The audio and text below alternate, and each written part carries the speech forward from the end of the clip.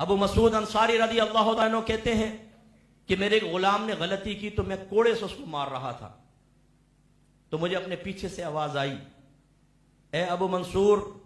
جتنا تجھے اس غلام پر قدرت حاصل ہے اللہ تبارک و تعالیٰ کو تجھ پر اس سے زیادہ قدرت حاصل ہے۔ کہتے ہیں پلٹ کر دیکھا تو نبی کریم صلی اللہ علیہ وسلم سے تو خوف اور دہشت سے روب سے کوڑا میرے ہاتھ سے گر گیا۔ میں نے کہا یا رسول اللہ گواہ رہیے گا میں نے اپنے غلام کو آزاد کیا۔ سرکار نے ارشاد فرمایا اگر تو اس کو آزاد نہ کرتا تو جہنم میں جاتا۔ نبی کریم صلی اللہ علیہ وسلم نے ہمیں سمجھا دیا کہ اللہ نے عارضی اور مجازی قدرت سے ہمیں نوازا ہے۔ عارضی دائمی قدرت اللہ کی ہے، مجازی کا مطلب حقیقی قدرت اللہ کی ہوتی ہے، ہمیں مجازاً اللہ نے قدرت عطا فرمائی۔ کبھی بھی اپنے آپ کو خدا مت سمجھیں، دعوی خدا ہونا کوئی نہیں کرے گا، لیکن بعض اوقات ہمارا طرز عمل ظاہر کر رہا ہوتا ہے، سامنے والے کو حقیر اور کمزور محسوس کرنا اور محسوس کروانا ثابت کر رہا ہوتا ہے، جیسے ہم نے اپنے آپ کو بہت بڑا قدرت والا سمجھ لیا ہے، اتنا کہ اب اللہ بھی میری گرفت نہیں کر سکتا، طرز عمل ظاہر کرتا ہے۔ اس سے وہ تمام بیٹھے ہوئے ٹارزن شوہر ذرا درس حاصل کریں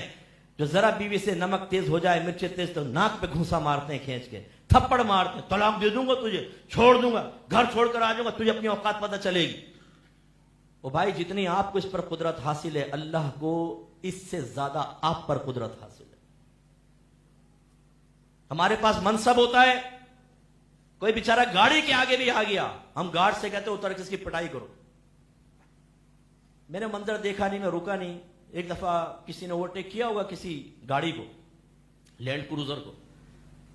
تو وہ لینڈ کروزر والے نے آگے لایا، اس کے پیچھے گارڈ بیٹھے ہوئے تھے، اس میں سے اترا، وہ اسٹک اس نے نکالی، جو ہوتی نا اسٹک کے اندر ہوتی ہے، اس کو نکال، پھر وہ منظر میں دیکھ نہیں سکا، میں کیونکہ روکنے پہ بھی قادر نہیں تھا تو میں چلا گیا، اس نے اس کو مارا ہوگا کہ خوب، اور وہ لڑکا اترا، وہ کسی بڑے صاحب کا بیٹا ہوگا، گارڈ گنے لے کے کھڑے ہوئے ہیں، سامنے والا کیا کرے گا، پٹنے کے علاوہ کچھ نہیں کرے گا، لیکن جس وقت اس کو پیٹ رہا تھا اس کے ذہن سے نکل گیا تھا کہ ایک ایسا قادر مطلق بھی ہے جو بروز قیامت میرا احتساب کرے گا۔ ایک صحابی نبی کریم صلی اللہ علیہ وسلم کی خدمت میں آیا، یا رسول اللہ میرے غلام غلطیاں کرتے ہیں، اس پر میں ان کو سزا دیتا ہوں، تو میرا اور آخرت میں ان کا کیا معاملہ ہوگا؟ رحمت کونین صلی اللہ علیہ وسلم نے فرمایا کہ تیری مار ترازو کے پلڑے میں رکھی جائے گی اور ان کی خطائیں دوسرے پلڑے میں رکھی جائیں گی، اگر خطا اور مار برابر ہے تو نہ لینا نہ دینا، اگر تیری مار کم ہے خطائیں زیادہ، ان کی نیکیاں تیرے نام اعمال میں ڈالی جائیں گی، اور اگر تیری مار اور سزا زیادہ ہے اور ان کی خطائیں کم تو تیری نیکیاں نکال کر ان کے نام اعمال میں ڈالی جائیں گی۔ تو وہ صحابی روتے ہوئے وہاں سے رخصت ہو گئے۔ میرے بچوں، جو کمزوروں کو دیکھ کے اس کے دانت توڑ دیتے ہو، ناک پھوڑ دیتے ہو اور کارنامہ بیان کرتے ہوئے اپنے تو 5 کے دانت توڑے، کوئی ایک بات کہہ دے اپنے تو 7 نسلوں کو کھنگال دیتے ہیں، کون سا کمال کرتے ہو؟ ہماری بہنوں کو بھی سمجھائیں جو بعض اوقات ساس ہو کر پورے گھر پر سمجھتی ہیں کہ بیٹے سب فرما بردار ہیں، بہو پہ جیسا مرضی ظلم کرو میں کر لوں۔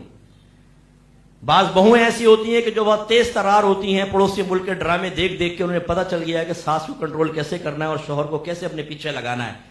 کیسے اپنی جھیل جیسی آنکھوں اور سانپ جیسی زلفوں کو ہلا ہلا کر شوہر کو قدموں کے اندر گرانا ہے، غلمٹا بنانا ہے، ان کو معلوم ہوتا ہے۔ وہ ساس پہ ظلم کر رہی ہوتی ہیں، بیٹے کو اس کے خلاف کھڑا کر دیتی ہیں، بیٹا سینہ چھوڑا کر امی آپ نے میری بیوی کو رلا دیا۔ ہاں غلمٹے، تیری ماں کے آنسو تجھے نظر نہیں آ رہے، بیوی کو رلا دیا میری